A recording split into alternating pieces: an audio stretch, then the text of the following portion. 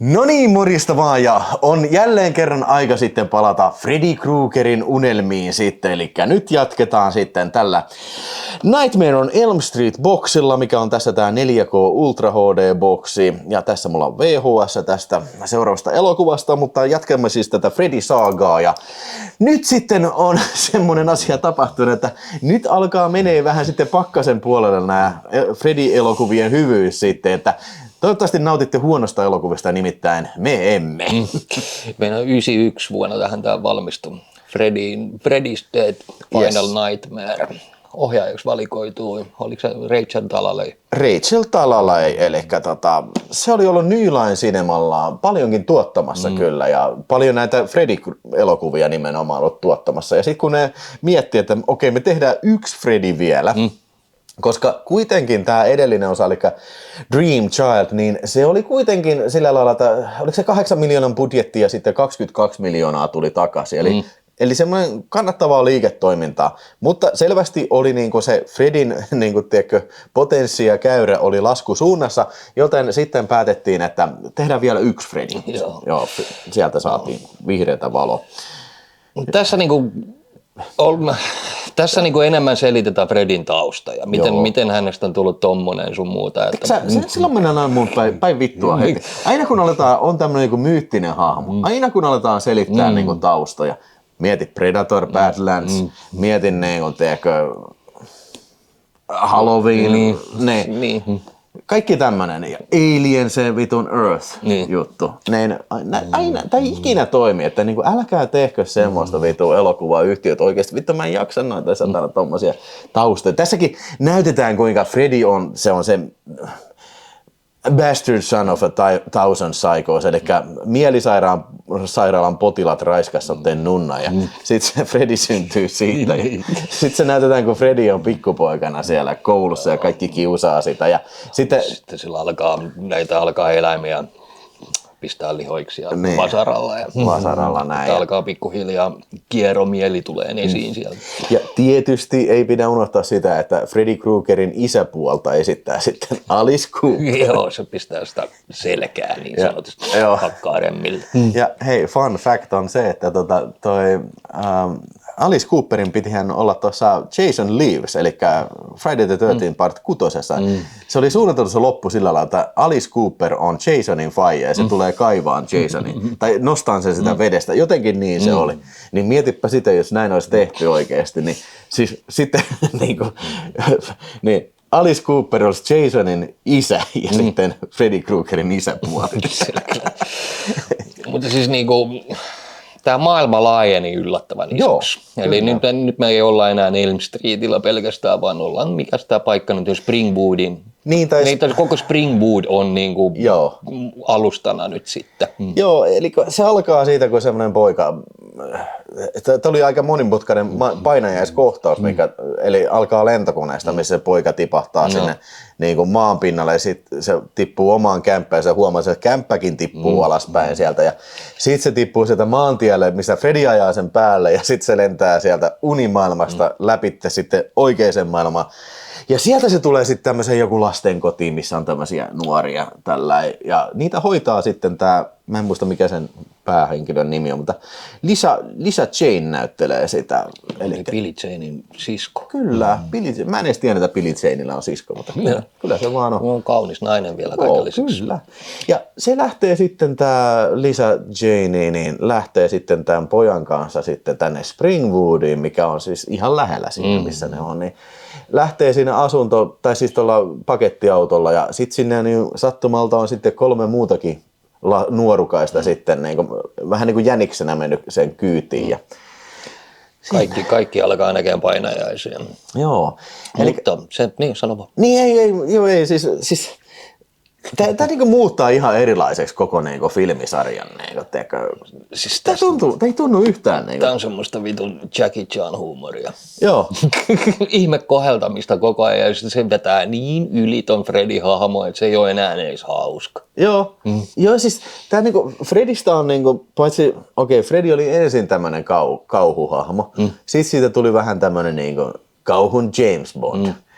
Se on cool one-linerten heittävyyttä. Mutta siis mun mielestä tässä se on sitten niinku Kelijuko-kojotti. Joo, ihan siis se menee, tässä on semmoinen kohtaus, missä se pelaa videopeliä semmoisella siis tyypillä ja sit se on oikeasti yksi vittu. Se on uskomatonta paskaa. Ja sika ärsyttävä kohtaus.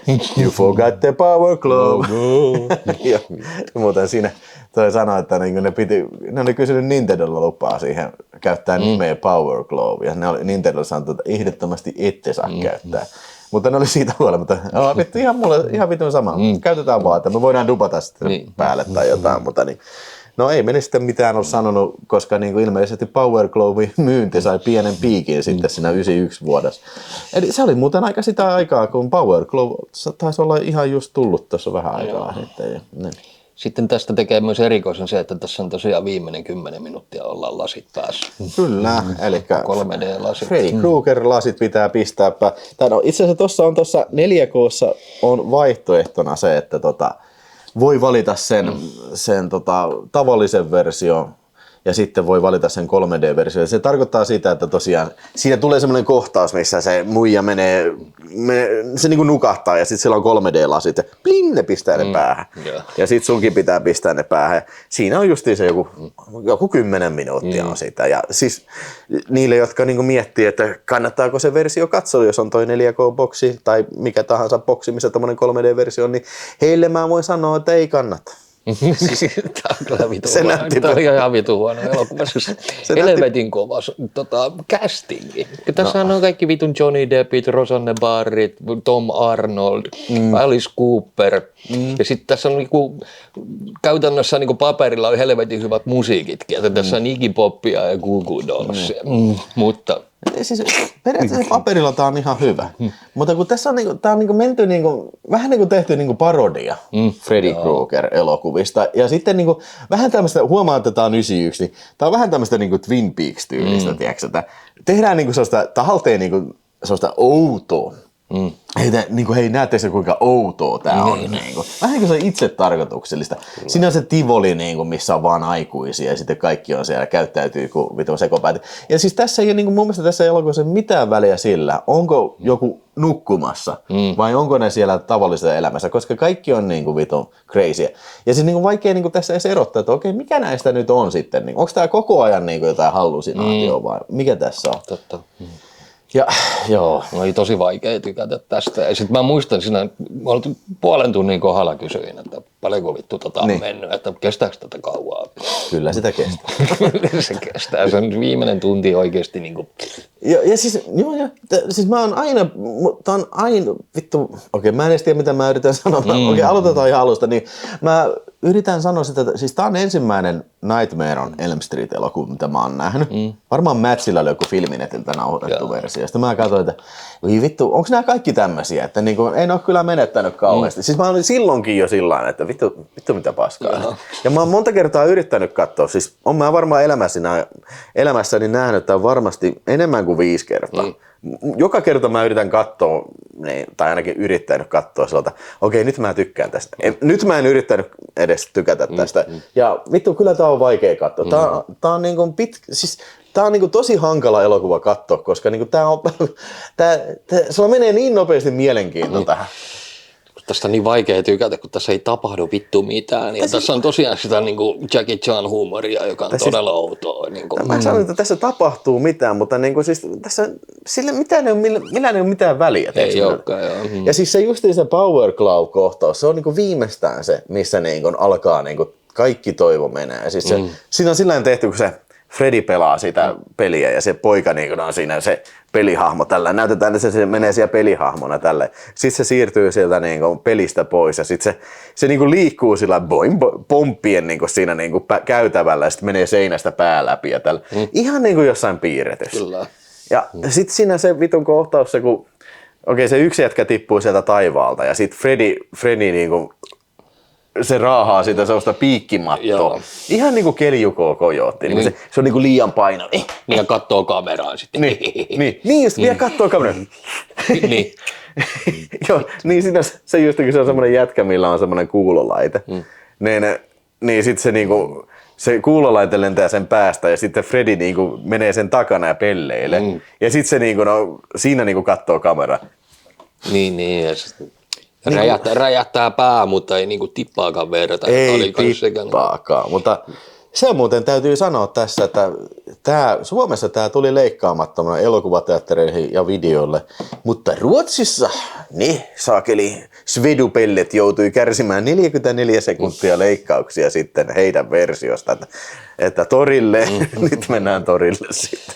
En mä niinku ymmärrä, mitä sä tosta olisit varsinaisesti leikannut. No on sinne ehkä pari jotain. Ja sit sormet okei. Niin. Mutta siinäkin niinku vaspi on sitten niinku korvattu jollain vihreällä nesteellä. Niin, siis mä pystyn, niinku, jos mä tosi paljon käytän mielikuvitusta, ehkä just keksin joku 20 sekuntia, mutta niin, ei saatana. Siinä oli se, missä se satana jätkän pää räjähti, niin siinä oli vähän niinku sitä Korea-yritystä, mutta se ei kyllä kauas kanna kyllä. Joo, että kun leffa oli menetetty jo paljon aikaisemmin. Joo, ei siis, en mä oikein osaa, siis mä en oikein keksi tästä niinku mitään hyvää sanottavaa. Mun on vaikea keksiä mitään hyvää sanoa. Okei, se täytyy sanoa, että ehkä nämä niinku tehosteet on ihan hyviä tässä. Niin. Siis ne, mikä ei ole 3D-maailmassa. Se 3D näytti vitun paskalta. Älkää kattoko sitä.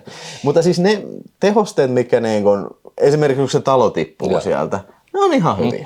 Ihan ok. Ja tässä on aika paljon tämmöistä niinku unikikkailua ja tämmöistä. Ja niin, ne on ihan hyvin tehty, mutta niinku, siis, kun missään ei oikein sellaista niinku, mitään kiintopistettä eikä päätä eikä häntää, niin tää on helvetin hankala katsoa kyllä. Kyllä, oot ihan oikeassa. Siis kerro ihmeessä, jos tää on sun suosikki, Fredi, koska mä haluaisin kuulla oikeasti sitten mielipiteen. Että mikä tässä on niinku hyvää. Kyllä. Mutta tämähän oli kuitenkin, tää oli vissiin kallein Fredi-elokuva tähän mennessä. 11 muistaakseni oli. Joo, 11 miltsiä ja kyllähän tää toi enemmän. Teki ihan hyvin. Jokainen Fredi on tehnyt ihan hyvin. Mä voin sen sanoa. Niin, eli 33 tuli tosta, eli kolminkertaisesti kuitenkin budjetti. Joten vaikka tämän piti olla sitten Freddy's Dead ja viimeinen painainen, niin kyllä siellä vähän jäi hampaankoloa vielä tuolla Bob Shaylla, että kyllähän New Line Cineman pitää vielä ainakin yksi Freddy sitten tehdä, mutta sitä saatiin odottaa vähän kauemmin sitten, mutta mitä sä sanot arvosanaksi tästä saatanan paskakasasta? Mä annan tälle 1,5. Joo. Ja sekin on niinku, koska mä en halua, mä antaisin vielä vähemmän, mutta kun siellä on tulossa vielä haastetta huonompaa, niin vähän pelivaraa siihen, niin 1,5 tähteä tosiaan. Ei saatana, mä en pysty antaa niinkään paljon. Siis 1 tähti. Tää on aina ollut mulle niinku semmonen Freddy-inhokki kyllä. Niinku, siis se, että okei, no sieltä saattaa tulla vielä paskempaakin, mutta niinku, se paska, mitä sieltä tulee, on erilaista paska. Sanotaan, että tää on semmonen tosi kiinteä paskalle haiseva paska. Sitten voi tulla vielä löysää paskaa, vielä ripulimpaa paskaa. Ja sitten vielä viimeistä kertaa palasimme Jalava-kadulle sitten Abbassin kanssa, kun katselimme nämä 2 elokuvaa, eli tämän viimeisen Freddy Krueger-elokuvan New Nightmare sekä sitten tämä Nightmare on Elm Street remake sitten. Mutta ensin puhutaan tästä Wes Cravenin ohjaamasta 1994 vuoden elokuvasta, joka varmaan oli sinullekin, Abbasi, aika tuttu kyllä. Joo, tämähän oli vähän, tätä leffaa vähän mainosteltiin silleen, että tämä alkuperäinen porukka on vähän niin kuin palannut kasaan ja nyt tehdään niin kuin uskottavaa kauhua niin sanotusti, mutta fail fucking miserable. Joo, eli siis ei jatkoon kyllä mun mielestä. Eli tässä on niinku sellainen ihan omaperäinen idea, siis se, että niinku, tiedätkö, alkuperäisen elokuvan tekijät ovat paikalla. On Heather Langenkamp, on Wes Craven, on Bob Shaye tuottaja ja sitten on jopa John Saxon ja näin. Miksei muuten Johnny Depp? Niin, joo. Onkohan muuten edes kysynyt Johnny Deppia tähän? Ja mä luulen, että Charles Colleen on vähän isompi nimi, että hän ei niinku koe tarvetta. Niin, mun mielestä on hauska, jos olisi tullut hei. Niin, tullut vaan niinku sanoa jotain ja lähteä mennä. Niin, moro. I have no nightmares, so fuck all of you. Kun tässä tuntuu, että tässä kaikki käsikirjoittajat ja tuottajat kuitenkin pyörähtää kameran edessä. Joo. Mutta siis tämä niinku kertoo oikein elämän niinku näyttelijöistä siinä, että siis toi Heather Langenkamp näyttelee itteensä ja Robert Englund näyttelee itteensä ja sitten Wes Cravenikin näyttelee itteensä. Eli on silloin tämä Heather Langenkampin, se on joku boyfriendi sitten, mikä on erikoistehoste suunnittelija sitten Wes Cravenin uudessa elokuvassa. Mä en tiedä, niin kun Wes Craven on kuvaamassa sitä elokuvaa, missä on Freddy Kruegerin käsi, niin eikö se sitten ole Freddy Krueger-elokuva, vai onko se joku toisenlainen, missä on samanlainen metallikäsi sitten? Niin. Mutta anyways, niin Heather Langenkamp alkaa näkemään painajaisia sitten, missä niin kun tapahtuu jotain kummallista, ja ikään kuin Freddy Krueger alkaisi oikeaan elämään sitten näyttelijöille kummittelemaan. Niin. Ja siis Heather Langenkamp hän esittää siis tätä Nancyä. Niin, siis alkuperäisessä. Niin siis, joo, ja se hänellähän on poika siis. Joo. Ja sitten Freddy alkaa ilmestyä hänelle poikansa kautta. Niin, se niin kuin manifestoi itseensä sen pojan kanssa. Ja tässä menee, tämä elokuva menee niin kuin mun mielestä niin päin persettä tässä vaiheessa. Tämä niin kuin on aivan liikaa luottaa siihen, että tämä pikkuskidi olisi niin kuin pelottava. Ei se ole. Ei ole.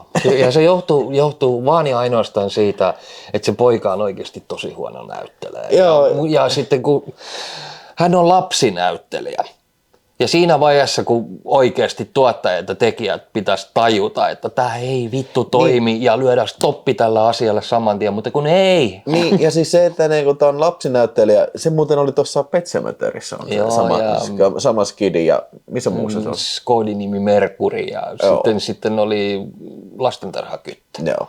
Ja siis se, että tämä elokuva olettaa, että se astuu Freddy Kruegerin saappaan. 8, 1, 2, 3, I'm coming for you. Ja siis sähisee tällä. Ja sit, silloin kun se ei ole Freddyn vallassa, se kiljuu sillä ärsyttävästi. Tämä on mun mielestä iso vika. Ja siis mun mielestä aina vittu, kun on kauhuelokuvassa lapsi, niin se on aina vähän semmoinen, sä tiedät, että sillä on semmoinen plot armori, että sillä ei voi käydä mitään. Ja siis vittu, tässä se on iso rasite, ihan vitu iso rasite. Niin, ja sitten sitä lapsinäyttelijältä tullaan vaatimaan tosi hyvää roolisuoritusta, ja tämä ei valitettavasti toimi hänen kannaltaan. Joo, että siis mä en tiedä, olisiko se toisella näyttelijällä mennyt paremmin. Tai sitten joku ehkä erilainen tapa ohjata sitä. En osaa sanoa, mutta sen mä osaan sanoa, että siis mä oon alusta asti, silloin kun tää oli uusi, mä en varmaan näin tän silloin just ihan tuoreelta. Mä otan, ei herranjumala, että tää ei ole mitenkään pelottava tätä. Mutta siis se täytyy sanoa, kyllä se on ihan, siis se kaikki muu siinä on ihan toimivaa kyllä. Siis mä voin kertoa, se alkuun kun ne tekee sitä elokuvaa, niin. Ja sitten se käsi sekoo ja sitten se Fredin hanska sekoo siinä ja sitten se poikakaveri kuolee. Niin sen jälkeen tulee semmoinen 3 vartin, ei yhtään mitään. Just käytännössä kierretään sitä samaa kehää, nähdään aina se pikku painajainen ja sitten taas poika sekoilee ja sitten taas nähdään painajainen ja poika sekoilee. Just näin. Se sama meno jatkuu, se ei etene mihinkään suuntaan siinä. Se toistaa painajainen, mäkin toistan nyt. Niin. Painajainen poika sekoilee, painajainen poika sekoilee. Sitten Nancy on tosi huolissaan. Vittu, nyt varmaan Fredin on tämän kaiken takana. Sitten kaikki epäilee, että ei tosiaan ole mahdollista tämmöinen. Mutta kyllä se on mahdollista. Ja sitten se varmaan oikeastaan elokuva alkaa vasta siinä. Tunti 10. Niin, tai siis sanotaan 50 minuuttia, niin silloin mun mielestä ekan kerran siellä hautajaisessa Freddy edes näkyy. Se on siellä kurkistelee sitä haudasta tällä. Siinä vittu näkyy edes. Ja sitten vasta siinä, kun se on siellä satanan sairaalassa, kun se muija roikkuu sieltä katosta, mikä on ykkösestä vähän otettu se kohtaus. Niin, okei, siinä kohtaa se elokuva alkaa. Ja sitten kun ne menee sinne johonkin Fredin sinne unimaailmaan sitten, niin okei, se on ihan hyvä. Mutta sitten kun se tunti 10 tulee ja Freddy pamahtaa ruutuun, niin mikä vittu tää on? Siis tää on siihen mennessä ihan ylivoimaisesti vittu huonoiten maskeerattu ja näytelty Freddy. Tiedätkö, musta tuntuu, että tässä dokumentissa, kun mä kattelin Never Sleep Again, Wes Craven sanoi, että kun hän sai ison palkkion siitä, se meni ohjaan tätä New Nightmarea, niin hän katseli kaikki nämä jatkoa, että totesi, että tässä ei kyllä mitään jatkumoa niin kuin juonessa. Mutta mä en tässä ole katsonut mitään muuta kuin osa 5 ja ottanut siitä esimerkin siihen, se Super Freddy. Niin siitä ottanut esimerkki, että minkälainen tämä Freddy Krueger pitää olla. Siis vittu tää on kumisen näköinen ukko. Oli siis todella huonosti maskeerattu. Se olisi voinut olla oikeasti kuka tahansa ukko, jolla se on naamari vaan lyöty päähän. Se näytti Halloween naamari. Ja siis se on tosi bulky, tiedätkö että niinku tahalteen niinku tehty isommaksi kaikkea. Niin ja sit mun mielestä tuntuu, että sillä oli vittu ykköset päällä. Että ne oli niin kirkkaat, hienosti hattu, ihan puhdas ja kaikki viimeisen päälle. Musta niin olisi suoraan tullut Henkka ja Maukan mainoksesta tonne. Niin. Joo, varsinkin se hattu, niin se tuntui siltä, että se ei ole niin yhtään sille sopiva edes hattu. Niin siinä on niin tosiaankin tiputettu pallo niin jo pahasti. Eli kilup vittu ja sitten, tai ainakin leikkaisi merkittävästi pienemmäksi. Ja pitäkää se Freddyn alkuperäinen maski, ei se ole mitään vikaa. Ei siinä ollutkaan. Ja sitten tässä puuttuu kokonaan mun mielestä se semmoinen tietynlainen body horror, mikä näissä muissa on enemmän tai vähemmän läsnä, niin tässä sitä ei ollut käytännössä ollenkaan, muuta kuin lopussa se kielihomma. Niin, ja siis se, että yksi tapetaan sinne autoon. Se oli hyvä. Joo, se oli ihan hyvä. Ja sitten yksi kuolee se, kun se lentää sinne kattoon. Mutta tuleeko sinulla mitään muita mieleenpainovia murhakohtaisia? Ei tule. Mä siis ihan oikeasti niinkin houdolta kun tuntuu, niin 1,5 tuntia ton leffan jälkeen, niin mä en edes muista kaikkea. niin. Mua ärsytti, sen mä muistan, että mua ärsytti koko ajan ja johtuen siitä, että tässä on tehty kauhumusiikit sillä tavalla, että Pirates of the Caribbean meiningillä. Se on vedetty niin yli. Jotenka, mä en edes kiinnittänyt huomioon siihen, mutta sitten kun sä sanoit siitä, niin sitten mä aloin kanssa kuuntelemaan sitä ja sitten mä tein, tää on niinku koko ajan no yksi seikkailuelokuvan soundtrack niinku. Mutta no okei, ne on sopinut ehkä siihen loppuun, missä ne on siellä missä joku semmoinen maanalainen palatsi, se unimaailma, niin okei, se on ihan hienosti tehty, niin ehkä siinä olisi sopinut, mutta sitten kun tosiaan kiinnitin huomioon siihen, niin ei nää kyllä, eikä ne ole todellakaan mitenkään niin kuin Elm Street-mäiset musiikit tosiaan, että ehkä tässä on haluttu tehdä sellaista niin kuin selkeää pesäeroa sitten niin kuin noihin vanhoihin elokuviin, että tämä on nyt se uusi mestari palaa tekemään uuden mestariteoksen, mikä niin kuin ei todellakaan pidä paikkaansa. Mutta se mitä täytyy sanoa, että tämä näyttää tosi isolta, tämä leffa. Ottaa huomioon, että budjetti on vaan 8 miljoonaa. Niin, ja tiesitkö, siinähän oli se kohtaus se, että kun se on siellä moottoritiellä, niin ne oli oikeasti niin kuin, ottanut pätkän niin kuin käyttöönsä siinä joku parin yön ajaksi. Että niin kuin ihan oikein moottoritien pätkä. Se on vissiin kallein niin kuin Elm Street-kuvaus, mitä on koskaan tehty kyllä. Niin se oli ihan ok tehtykin itse asiassa. Se ei ollut ollenkaan silleen huonosti. Sehän piti niin kuin sitä poikaa niin kuin, vähän niin kuin marionettia siinä, niin kuin siinä vitun kynnessä kiinni. Sitten mäkin ihmettelin sen, että ne rekkoja vilisee sinne koko ajan. Ja sitten joku, eikö kukaan näe, että hetkinen tuo... Lapsi roikkuu ilmassa. Lapsi leijuu siinä ilmassa.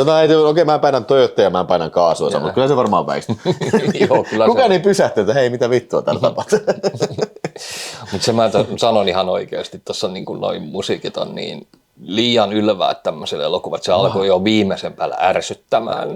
Ja etenkin, ja sitten ne maskeeraukset siihen vielä lisättynä, niin kuin se ärsytys on niin maksimissaan tässä elokuvassa, että siis vittu semmoinen pikku asia, eikä kukaan huomannut, että hei, toi vitun maskeeraus on perseestä. Se siis tässä dokumentissa, siis Wes Craven sanoi, että ehkä hän teki virheen siinä, kun se uudisti sitä maskeerausta. Ja siis jos joku ohjaaja ikinä sanoo tuollain jälkeenpäin, niin se tarkoittaa sitä, että okei, I fucked up. Se on sitä mieltä. Vähän niin kuin Spielberg sanoi siinä, että se oli se ET-dokumentti tuossa, että ja silloin kun tuli ET 2001 tuli elokuva. Niin, missä laittoi asettiin tilan kännykät vai? Niin, poisti niinku ne kiväärit ja pisti radiopuhelimet ja sitten teki sen CGI-nä sen yhden kohtauksen, me ET nousee kylpyammeesta. Niin Spielberg sanoi vaan myöhemmin, ei ikinä. Tämä oli ensimmäinen kerta ja viimeinen kerta, kun mitään mun leffaa muutetaan jälkeenpäin. Ja ihan hyvä, että myöntää, mutta en tiedä siis oliko tässä nyt suoraan se, mutta niin tällä... Okei, mä sanon pari positiivista asiaa. Oli kiva nähdä mun mielestä, sieltä näyttelijät näyttelee itseensä. Joo. Robert Englund, mun mielestä hyvä. Se on aina hyvä. Ja varsinkin Heather Langenkamp, mun mielestä näyttelee tässä tosi hyvin kyllä. Niin ja Wes Craven. Wes Craven. Vittu niin se oli todella hyvä. Mikä se tuottaja oli? Se ei ollut hyvä. ei ollut niin hyvä näyttelijä, mutta se Wes Craven oli todella positiivisesti yllätyin. Ja tosiaan niin tämä niin edelleen haluan kertoa, siis vaan sanoa se, että siis mun mielestä mielenkiintoinen idea tämä, että oikeasti sekoitetaan. Ja vielä tähän tulee semmoinen pikantti lisämauste vielä siihen, että kun tässähän on se, että niin kun tulee niin kun maanjäristys siellä unessa, tai se, että se herää maanjäristyksen, niin oikeassa elämässä tuli maanjäristys tuolla Los Angelesissa. Ja siis sen takia, että tässä on kuvattu niitä raunioita, mitkä on tuhoutuneita, niin sillä että...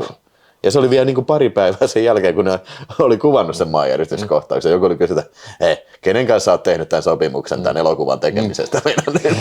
Meitä on aika iso budjetti ollut, mutta se, että on tullut pienellä lahjana sitten ja käyttänyt tosiaan hyväkseen tuota tilannetta, niin näin mun mielestä pitäisi toimia. Niin, ja mun mielestä tässä on, niin kuin, voisi olla hyvä elokuva haudattuna, jos ne olisi leikannut vaan minimiin tämän lapsen osuuden jo kässäritasolla, ja olisi niin kuin lisännyt siihen vähän enemmän Freddy Krueger actionia ja korjannut sen vitun maski. Niin ja musiikit uusiksi. Ja musiikit uusiksi. Tässä voi olla ihan hyvä elokuva. Mutta tällaisenään niin ei saatana, ei. Heikko 2 tähteä. Mä annan 1,5. Mä annan samaa kuin mä annan 6. Mutta aina on vaan, että mä viihdyn tämän parissa paremmin. Niin, vai no se on siinä mielessä niin kuin jotain kertoo tämän tasosta, että siis tää on kuitenkin niin kuin, tää oli melkein 2-tuntinen elokuva. Joo, se siinä oli, se pituus piti kans mainita, niin. Oli vähän turhan pitkä. Mutta siitä huolimatta, joo siis kyllä tää pesee menneen tulee vitu 6-osan kyllä. Mutta joo, no sen se tekee, ei siitä ei pääse. Kutonen on ihan omassa kastissa. Joo, se on perkele. Mutta okei, siis semmonen filmi ja vitsi, ei saakeli. Toivottavasti mun ei tarvitse vähän aikaan katsoa tätä uudestaan. Mieluummin ei ikin. No okei, tästä vielä pitää mainita tähän, kun nyt tää boksi on käsitelty sitten. Kaikissa on todella hyvä kuvanlaatu. On, joo. Ihan mahtava kyllä, ei mitään pahaa sanottavaa niistä, että niin kun verrattuna siihen Blu-ray-boksiinkin, niin ei voi puhua samana päivänäkään. Tämä boksi on muutenkin siistiä, nimenomaan se 1 ja 5, että kun ne on saatu leikkaamattomina. Tässä muuten kun kattelin, niin tässä oli tuolla 6. levyllä on pari uuttakin ekstraa, että ne oli se joku tämmönen, no se ei lue tässä takakannessa, mutta tässä oli mun mielestä 2 tämmöistä niin kuin 20 minuutin dokumenttia sitten, mikä tuo sitten lisätietoa. Ja ne oli semmoisia dokumentteja, mitkä on kuvattu niin kuin varmaan tänä vuonna. Tämä näkyy, että Englundillakin oli paljon ikää siinä jo. Ja niin mä niin vähän muistelen jälkeenpäin sitä. Kaiken kaikkiaan hyvä boksi kyllä, ei siinä mitään. Joo. Ja siinä boksilla muuten ei löydy sitten tätä seuraavaa elokuvaa jostain syystä, joka on sitten... Samuel Bayer. Joo. Mikä Samuel? Samuel Bayer, Yes, Samuel Bayer on ohjaajana ja vuosi on 2010 sitten, että jossain siellä sitten tuotantoportaissa raksutti sen verran, että ne hoksas, että saakeli, nyt me tarvitaan remake Nightmare on Elm Streetiltä. Ja tämähän oli Michael Bayn toi Platinum Dunes-firman tuottama, joka on tuottanut näitä remakeja muun muassa Texasi ja sitten toi Friday the 13th. Jep, ja sitten oli Poltergeist taitaa olla kanssa.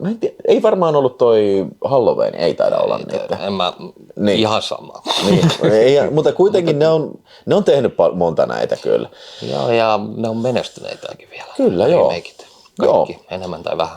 Mutta siis tämä remake nyt sitten kutakuinkin noudattelee aika lailla samoja uria kuin tämä ihan ensimmäinen klassikko elokuva. Eli siinä on Nancy ja sitten sillä on kavereita ja kaikki alkaa sitten uneksiin sitten tämmöistä hattupäisestä ukkelista, jolla on kädet, veitsiä käsissään sitten. Ja kyllähän siinä sitten vähän arvellaan, että vanhemmillakin on jotain salattavaa tässä, kun ne ei anna esimerkiksi niiden tietää, että ne on ollut lapsuuden kavereita. Niin, ja lapset alkaa sitten myöskin tutkimaan, että kukas tämä Freddy Krueger on ja mitä hänellä on tapahtunut. Jep. Ja tässähän mennään vähän ehkä pidemmälle, ehkä vähän ilkeämmin mennään tässä tähän Freddyn tähän perinteiseen tai Freddyn legacyyn siinä mielessä, että niinku, tässä ihan oikeasti annetaan vahvasti se vihje, että Freddy on seksuaalisesti ahdistellut sitten ainakin tätä Nancyä, että se katsoo niitä kuvia, että siinä on jotain niitä kuvia, missä tämä Freddy Krueger, eli jota näyttelee Haley Osment, mikä se nyt on? Se on aivan, mä en ikinä muista. Jackie Earle Haley, eikä Jale Osment. Joo, mies on Oscar-ehdokkuuden saanut muun muassa Little Children-niminen elokuva, missä hän näytteli myös pedofiilia. Leikkasi itse asiassa itseltään se kullin irti siinä lopussa. Niin, siinä on shokkikohtaus kyllä. Joo, en ole nähnyt sitä. Kertokaa katsojat, kannattaisiko se katsoa. Jos se on loistava. Joo, mutta tosiaan tässä mennään vähän syvemmälle tähän kyllä. Ja tässä on vähän erilainenkin muutenkin tämmöinen approach, lähestymistapa tuolla Freddy Kruegeria, että se on huomattavasti tämmöinen vähemmän niin kuin vitsikäs ja vähemmän ehkä yliluonnollinen tässä. Että se on niin kuin aika miten realistinen voi olla unissa oleva ukkeli, mutta niin kuin siis sillä on annettu uskottava selitys hänen kohtalolleen. Ja myöskin tämä ulkoasu on muutettu ihan toisenlaiseksi. Se on ilmeisesti muistuttaa niin kuin semmoista, mitä oikea palovammapotilas näyttäisi, mutta toimiiko se sun mielestä? Ei, mun mielestä se näyttää avaruusolioilta, jolla on hattu. Joo, mä olisin taas sanonut, että se on joku hiiri tai rotta, millä on hattu. Niin, mutta siis mä en voi käsittää, että eikö ne ole niinku, siis ohjaus sellainen, että varmaan ne on ne maskeerausäijät, ne on tehnyt erilaisia versioita, että okei, miltä sitä näyttää, niin miten just tää versio, että okei, hei, tästä mä tykkään eniten. Tai onko se jotenkin sitten tää Jackie Earle Haleyn niin se kasvon muodot, mikä niin tuo sen esiin? Mä en oikein osaa sanoa. Mutta siis ensinnäkin lähdetään siitä liikkeelle, että leffa ei ole todellakaan niin paska, mitä siitä puhutaan. Mutta hei, niin se vielä. Sä olit ekan kerran nyt nähnyt. Joo. Sä et ollut ennen nähnyt. En ollut nähnyt. Mä oon nähnyt tämän kahdesti elokuvateattereissa ja sitten silloin kun me katsottiin hikisiä leffanörttejä varten, mulla ei ollut mitään muistikuvaa. Mä muistin vaan, että tää oli ihan sikapaska. No, mutta siis joo, että siis mainetta on paljon, mun mielestä paljon parempi elokuva. Tässä oli ihan oikeasti teknisesti, tää oli hienosti tehty. Ja sille etenkin se, kun mentiin uniin sisälle ja sitten se, kun se esimerkiksi lensi kattoon ja pyöri siinä, se oli hienosti tehty. Joo, tässä ja selvästi tällainen niin nykytekniikka on hyvin käytetty. Osattu käyttää tosi hyvin. Ja sitten Lana Moore, ei kun Mara Rooney. Niin, se tosiaan niin on, tässä näyttelee niin kuin pääosa, eli tätä Nancyä. Hän näyttelee hyvin. Leffan heikkoudeksi osoittautuu sitten itse Freddy Krueger ja sen hänen esittäjänsä. Ja hänellä on valitettavasti turhaan isot saappaat täytettävänä ja se, että, se on käytännössä mahdoton. Mä en keksi ketään, joka edes vähänkään pääsisi lähelle. Me koiteltiin Robert De Niroa sovitella sinne. This is my nightmare. Okay, this is my nightmare. You are dead. Watson, come on, this is my nightmare. You die now. Ei, kyllä mä tykkään tästä De Niro Freddy Krueger. You're dead.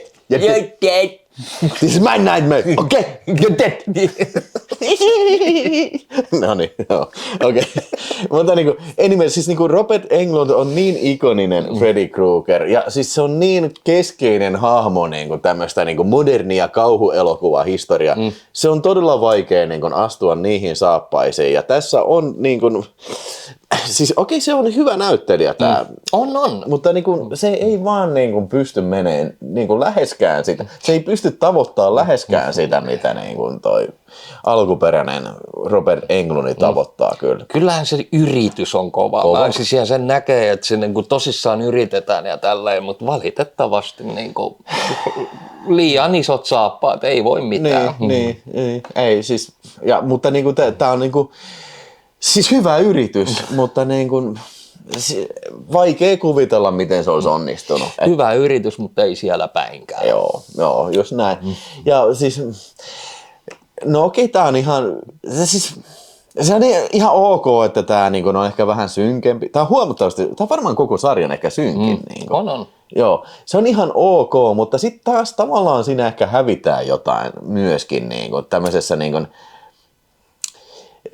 vaikka niinku alkuperäinen Nightmare on Elm Street on aika synkeä, niin silti siinä on semmoinen vähän leikkisä teemana näillä unilla ja tällä, mutta tässä ei ole mitään semmoista. Kyllä tämä on alusta asti semmoista synkistelyä. Niin, ja se on aika tympeä. Niin, ja sitten se tosiaan, että kun tätä pedofiili viittaa tuolle Fredille tosissaan tässä, niin. Ja tämä kyllä alleviivataan nämä. Niin.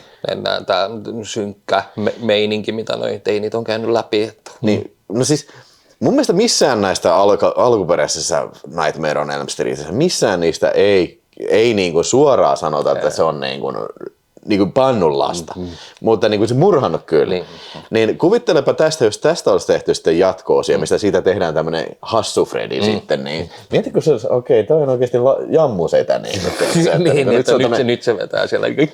Nyt se on tämmöinen cool James Bond Freddy, niin James Bond jammu. Mutta kun tämähän oli siis, tämän budjetti oli, mä en muista mikä se oli, mutta siis oliko 30 miljoonaa, olisiko se ollut? Ja tämä on tehnyt kuitenkin yli 115. Joo. Eli tämä on ollut taloudellisesti oikeasti menestynyt ja tälle oli tekeillä jo jatkoa. Eli tässä oli jatkossa tarkoitus se, että se lähtee kostamaan niille itse, jotka poltti sen elävältä. Siis ne vanhemmille vai? Niin, vanhemmille lähtisi niinku kostamaan, mutta tämä juttu on kokonaan unohtunut. Jännä kyllä tosiaan, että tämä on ollut taloudellinen menestys. Mä oon ollut koko ajan siinä uskossa, että tämä on ollut järjetön floppi. Joo, niin mäkin ajattelin, mutta niinku tosiaan niin, ihme kyllä, että ei ole tullut. Että en tiedä mihin se jäi sitten, mutta en mä nyt tiedä, siis olisiko sä kaivannut sen? En. Kuka kaipasi tätä remakea? Kuka kaipasi Texas Chainsaw Massacre remakea? Kuka kaipasi niin kuin Jason remake. Jason. Okei, jos mun muistikuvat on oikeassa, niin tää oli ihan vittumoinen mestariteos verrattuna siihen. Jason, joo.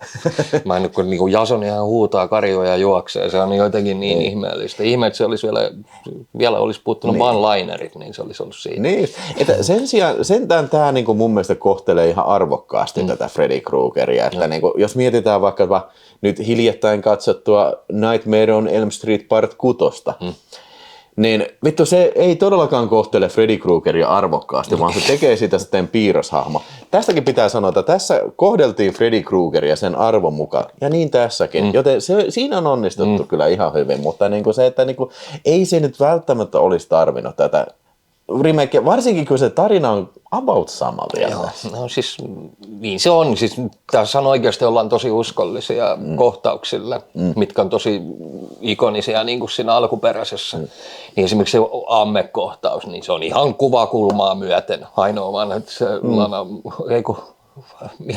Mararuuni.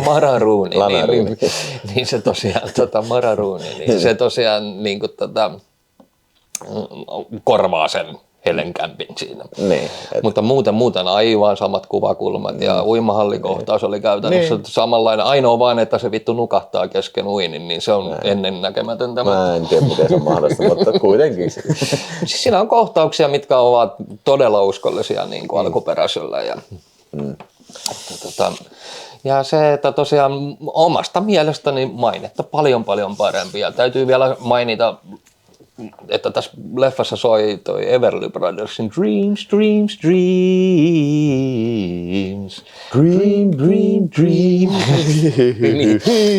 Niin, että se soi ja mä oon iso Fiftari ja Sixtari-fani ja mun mielestä se sopi todella hienosti tähän. No, mikä on tuomio? Mä annan tälle 2 tähteä, heikko. Joo. Okay. Parempi tää mun mielestä oli kuin New Nightmare ja 6. No hyvä, että niinku parempi mitä mä ajattelin. Heikko 2 tähteä.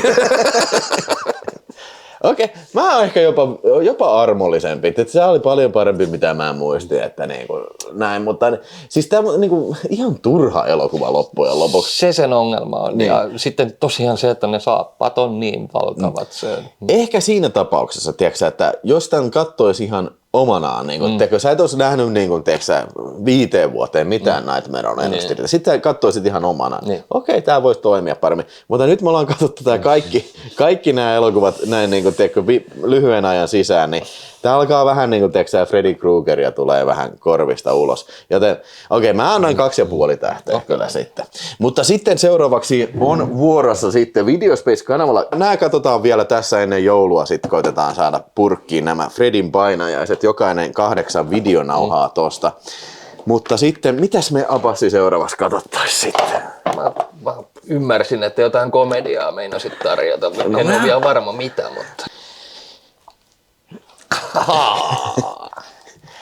Tässä on 4K, Ace Ventura, Pet Detective ja sitten Blu-ray tosta. Pet Detective 2. Einhorn is a man! Einhorn is a man! Einhorn is a man!